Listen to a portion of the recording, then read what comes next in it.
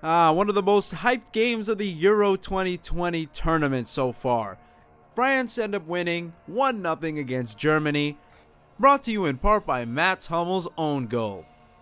Now, if I'm being honest, there were a lot of great takeaways from this match, and I feel like for the most part, France were pretty comfortable throughout the game.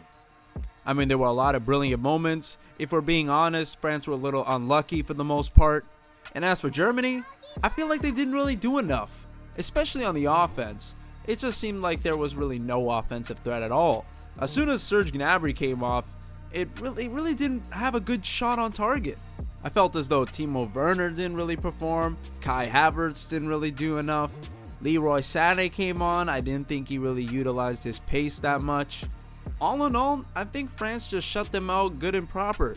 And you know what? France had a few opportunities. You consider the 2 goals France scored that ended up being offside, which kind of ruined the moment for Karim Benzema. But there was one instance that I would have to say when Rabiot had a great opportunity, and instead of passing it to Griezmann, ended up being selfish and taking the shot, which ended up hitting the post. And you know what? In situations like this, when they end up scoring, it's like, you know what? People forgive them. And you know what? We kind of move on and forget about it. But because of the fact that he ended up hitting the post, imagine if they wouldn't have had a shot on target. I'm not saying that it didn't happen because we all know what happened. But let's just say hypothetically that Germany would have came back and, let's say, scored 2 goals and they ended up losing. People would look back to this moment and it's like, well, you really wanted to have your first goal, but really you could have really cemented it by passing it to Griezmann, who honestly was unmarked and ready to put that in the back of the net. Honestly, it's just going to be moments like this where players got to be less selfish and honestly think for what's best for the team, because this is a team with so much quality, and I feel like if you're going to be selfish about it and try to look for your moment, and if that's what the French players are going to do, that can ultimately end up being their demise. As for Germany, I will say that France did defend pretty well, but my goodness, what are they going to do against Portugal? Or as a matter of fact, how are they going to handle any team that's sort of decently defensively competent? I think Germany do have all the right pieces. I just feel like they seem to be lacking a goal scorer. And I just feel like they don't have that killer instinct. You think of players like Thomas Müller, who are pretty well handled if you're thinking about it. You think about players like Thomas Müller, who was pretty much handled pretty comfortably by France, didn't really have too much of a threat, had one opportunity that ended up going wide, and unfortunately it just seemed to be the story of the entire game. Serge Gnabry had a beautiful opportunity, which honestly, if he would have buried that chance, if he would have hit it with the top of his laces, I think he could have scored that, and that would have been a nice goal, which honestly would have made things a lot more interesting now, making the scoreline 1-1. I mean, let's keep it real. It felt like as though it wasn't enough conviction in that shot. It felt like he was kind of going with the safe shot and he hit it with the side of his foot and it just went over the net. Now, if you just put your all into that shot, honestly, there's no way Lloris is saving that. And man, in that first half, Germany were really struggling to make 3 to 4 passes. Honestly, I feel like it was one of those games that Germany did start to warm up later on in the game, especially once they started to take their chances, but it felt as though it was more so because France were kind of letting them and they were just sort of absorbing the pressure, and it didn't really seem at any point that France were really going to lose this, and it was really proven when they started counterattacking.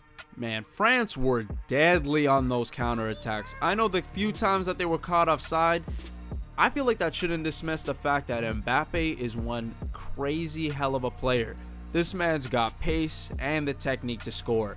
This guy's the complete package. Honestly, in my opinion, he's the best young player in the world, easily. But we cannot overlook players like Paul Pogba, who really turned up today. I think he had a great game. I think their defense was solid.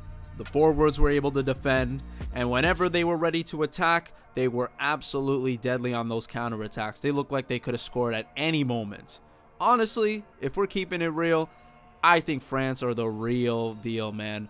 I wouldn't be surprised if they win this whole tournament. Just off of this game alone, they have all the characteristics of a team that's ready to win big titles. They have everything. They have a solid goalkeeper who wasn't really tested today, so we can't really say too much. Their defense, however, solid. Their fullbacks, solid. Their midfield, absolutely amazing. Did a great job today.